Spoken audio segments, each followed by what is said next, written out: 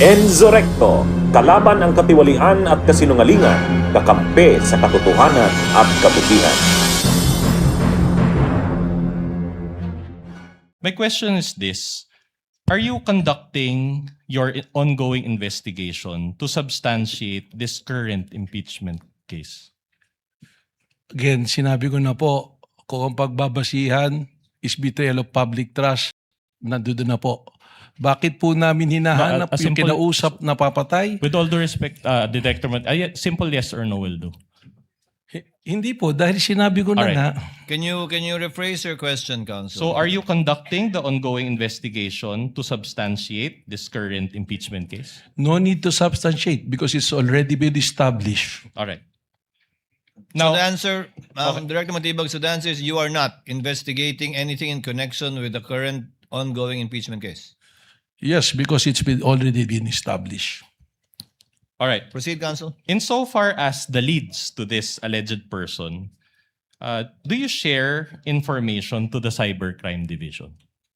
Kasama po ang Cybercrime Division sa aming pong committee. Kaya kung ano po yung mga findings na nandoon, kasama po sila kung sila po ang pumunta. Subalit, kung ito po ay meron pong level of security na hindi naman kailangang malaman ng Cybercrime Division, hindi po namin ito ibinabahagi sa kanila. All right. So because after all, the Cybercrime Division is Your part. Honor, please. What's the question? What's the objection? May we know if the defense is making a manifestation or raising a question? I am going to the question. He was Your Honor. about to ask a question, I believe, Counsel. Let's allow him to finish his question. Counsel may proceed for the respondent. Because the cybercrime is part of the special task force, correct? That is correct po. How about Agent Plotok in particular? Do you share the leads to this alleged person with him? Hindi po siya parte ng Special Task But- Force. But wasn't he part of the cybercrime division as well? Hindi po, siya po ay Regional Director ngayon ng BARM. Yes. But he was once part of the cybercrime division. Dati po yun nung hindi pa po ako Alright. Director. Okay. Now, let's go to the special task force that you mentioned. You have one team leader and two assistant team leaders in your special task force, correct? Tama po. All right. And then how many members from the NCR? Ang NCR po, yung po ang buong division na kasali at ang tumatayo po na representante nito ay yung kanila pong regional director. But you mentioned that they are members of the special task force. In your estimation, how many from the NCR are involved? Ang NCR po, we give the freedom to the regional director kung ano pong aksyon ang kailangan niya aksyonan at ano pong team ang kanyang bubuin for purposes of doing a particular investigation in relation to the said task force po. Your Honor, may we respectfully again ask that the court give a directive to Director Matibag to give a more responsive answer. My question is how many? So he can May I comment, Your estimate Honor? a number. Counsel for the respondent, the question was how many? And the answer of the good director was it depends, and it would depend on the NCR regional director how many he would assign. Witness will answer if he knows. If he does not, he may so respond as well. Mr. Presiding Officer, sir, the thing is, depende nga po kung ano po yung magiging operation or surveillance na gagawin, we give independence and autonomy po do sa regional director kung sino po at ilan ang i-assign. That's why ang composition po ng Special Task Force ay binubuo po ng 3 na individual at 5 pong divisions po namin. Dahil nga ang rason po nito ay piniliwanag ko po kahapon, masyado pong malawak yung nagiging banta na it already transcends to an issue of national security po. Okay, so you cannot give a number. Your Honor, Kasi just depende nga po Depende. sa It depends. So sa no kung definite. ano operations Let po. the presiding officer ask a clarificatory question. Hindi naman po mutually exclusive yung naka-assign na ahente po ninyo sa isang kaso lang, di ba? Tama po, Your Honor. So yung national, yung director nyo ng NCR, kung ilan mang ahente ang nasa ilalim niya, posibleng 5, 10, 20, 30 iba't ibang kaso ang tinitingnan nila. Tama po. At kung ano man yung kaso may mainit o mainit na dapat panghawakan o malapit nang makuha o mas maraming taong kailangan, lalagyan niya ng tao, tatanggalan din niya, depende kung saan kailangan. Yes, Your Honor. Tama po. So is it correct to state that at any one time, that number will change? Tama po. Eksakto po. You may proceed, Counsel. All right, so that's for the NCR. Is it the same case for the Cybercrime Division or the CCD? Sa lahat po ng units na nandoon, parehas po yung ating pong protocol na ginagawa. But just to clarify, I'll go through it one by one. So it's the same for the Organized Transnational Crime Division. Ganun din po. All right. For the Technical Intelligence Division. Tama po sapagkat standard po yung All right. procedure namin. For the Digital Forensic Laboratory or DFL. Tama rin po. All right. Now, are these members of this special task force given additional salary for their work for the special task force? I think that is not allowed po under the law. Baka po bumagsak kami sa audit niyan or sa DBM po. So they're basically working with the special task force for free? Hindi po libre. Empleyado po sila. Mayroon po silang sweldo. At parte po ng trabaho nila yung ginagawa So po in other nila. words, that's already part of their main job description. I think that's how the government system work po, respectfully. All right. Now, yesterday, you brought confidential records regarding your leads, correct? Tama po. Did you bring those records again today? Nandirito po. Nandyan. Sa aking bayong po. And are these records from the special task force? Iba-iba po, halo-halo na po. Halo-halo na. All right. And you mentioned that you cannot share these records to the public. Is that the case? Tama po, binanggit ko po kahapon. All right. Now, if the Honorable Court issues a subpoena, will you comply? Pag-aaralan po natin kung naayon sa batas ay beti nating ipagbigay alam po sa impeachment court na ito. All right. Don't you believe that ang katotohanan ay hindi confidential? Meron po tayong proseso na sinusunod. Kung ito man ay totoo at ito'y magbabiolate po sa batas, baka hindi po natin dapat itong gawin. Dapat hindi payagan, no? Hindi po hindi dapat payagan. I think sa linya po ng inyong Objection, Your katanungan. Honor. The question is already argumentative. I'll just move on to a new point. Anyway, during the time of Director Santiago, and let me lay the basis, no? Around 15 months, they didn't identify the alleged person that VP Sara talked to. And based on your testimony yesterday, it will take 3 to 6 months, even more, for this special task force to come up with definite findings as to the identity of this alleged person, correct? Sinabi ko po 3 to 6 months, hindi po even more. Okay, we'll just check the transcript for that. But at any rate, will this task force continue to exist and operate until you finally identify this alleged person, or does it have a time limit?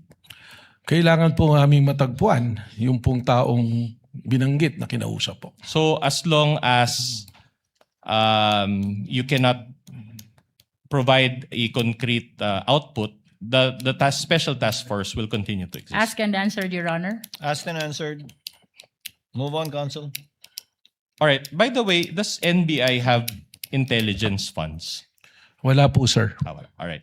Now, you also mentioned about the Rage Coalition event yesterday in Club Filipino on April 12, 2026, correct? Tama po. All right. Now, this was already around 14 months from VP Sara's press con, correct? Tama po. Now, my question to you is this. Was VP Sara present in that April 12, 2026 event? Wala po siya, sir. All right, no. Now, you mentioned also the concept of kinetic force. Can you recall? Yes, sir. All right. Now, my question to you is this. Despite the lapse of 14 months and the absence of VP Sara in that event, you still concluded that this event was still part of what you call kinetic force. Is that the case? Tama po. All right. And based on your findings, this kinetic force came from VP Sara's November 23, 2024 press con, correct? Hindi lamang po yun. Ang sinabi ko po ay may pagkakaugnay sapagkat yung pong statement na I want to cut his head, gusto kong kunin ang ulo niya. At ang sinabi din po ni Mayor Baste, isang ulo lang ang kailangan namin, ang ulo ni Pangulong Bongbong Marcos. All right. So, you mentioned also that there was a participant in a PBBM rally that shouted, "Barilin na yan." When did this happen, if you can recall? Hindi po ito rally, meron pong event, Event, ang okay. atin pong Pangulo sa Nueva Ecija, naka-live broadcast po ito sa RTBN at meron pong nag-komento bigla na sinabi, barilin na yan. Can you recall the date of that event? You said event. Hindi ko po ma-recall yung exactong date pero nandito rin po sa Alright. report sa amin yan. But is this also part of the kinetic force that you mentioned? Lumalabas po sa amin pong pag-aaral. How about yung nangyari kay Undersecretary Claire Castro in Canada? Is this also part of the kinetic force? Irrelevant, Your Honor. Your Honor, I'm trying to lay the basis, Your Honor. Witness may answer. Well, If he ito na knows. nga po yung sinasabi natin na nagkakaroon po ng malawakang kaguluhan na epekto po ng madalas na pagbabanta at seryosong pagbabanta sa Pangulo na ngayon ang mga itaong kahit na ordinaryo ay inaatake po. Hindi lamang ang Pangulo kundi ang iba pa rin pong matataas na posisyon. So the answer is yes, it's Yes. part of the kinetic force. So in other words, this kinetic force can reach foreign countries. Lumalabas po na gano'n. Okay. Dahil marami po tayong Pilipino na nandoon na napapanood po Oh, sa that's social okay, media. Director. Now, how about the flood control rallies? Is this part of the kinetic force? Yung flood control rally na, aling pong flood control rally, to be Any flood specific. control rally? Probably, Is it part- baka po, kung maaari lang po sir, ibigyan nyo ko ng specific para po mas may paliwanag ko po. I'll just move on. So any dissent against the government must be attributed to this kinetic force. Is that what you're saying? It's speculative, Your Honor. Witness may answer if he knows. Depende po kung anong event. Kaya nga po ang ginagawa po ng NBI ay atin pong sinusuri lahat ng pangyayari. Kahapon po inilatag namin yung 5 batayan namin para po magkaroon tayo ng malinaw na threat assessment sa lahat po ng pangyayari. All right. Now, isn't it that Mayor Baste, that participant in that PBBM event, the rallies in Canada, and the flood control rallies, don't they have a mind of their own? Your Honor, we are objecting on the Your ground Honor. of vague. Kindly clarify the question. Your Honor, the witnesses... Kindly reform, counsel. I also did not quite get the question. Kindly reform, counsel. So are you saying that these people that I mentioned, they cannot act independently and are compelled by the kinetic force that you mentioned? That is Sino pong speculative, mga Your tao? Honor. Mayor Baste, the participant in the PBBM rally, the rallies in Canada, and the flood control rallies. Una po, there's no PBBM rally. No, sorry, PBBM event. Sorry, I stand PBBM corrected. event, yung sa Canada. Tsaka, yun nga po, alin po bang flood control? Babalik ko lang po doon, pasensya na po sir, para po mas makontextualize po nating mabuti. Yes, Your Honor, please. May we request I think the clarification question- from the defense? I think the question, Director Matibag, is produkto po ba nung binabanggit yung kinetic energy kahapon yung mga pagkilos laban sa administrasyon at individual na mga miyembro ng administrasyon? Respectfully, Your Honor, sapagkat marami pong may pagkilos po na iba-ibang grupo. So na nakikita po posibleng natin. hindi. May pagkilos na hindi, may pagkilos na Tama oo. po. Kaya we have to qualify, we have to treat each event independently and apply the 5-factor test that we are being applying po sa mga pangyayari po. So hindi porkit laban sa o tutol sa gobyerno o sa partikular na opisyal ng gobyerno ay ito na yung binabanggit yung kinetic kahapon. Tama po, Your Honor. Counsel may proceed. All right, my question is this. Is this kinetic force still active today or has it stopped? Malinaw po, may mga pangyayari pa rin po. Bunyog, bunyog, halikan na kasama ka. Bunyog, kapag buklod ay may pag-asa. Luzon, Visayas, Mindanao, isa ang pananaw. Sa bagong Pilipinas ang bunyog isisigaw. Bunyog, bunyog.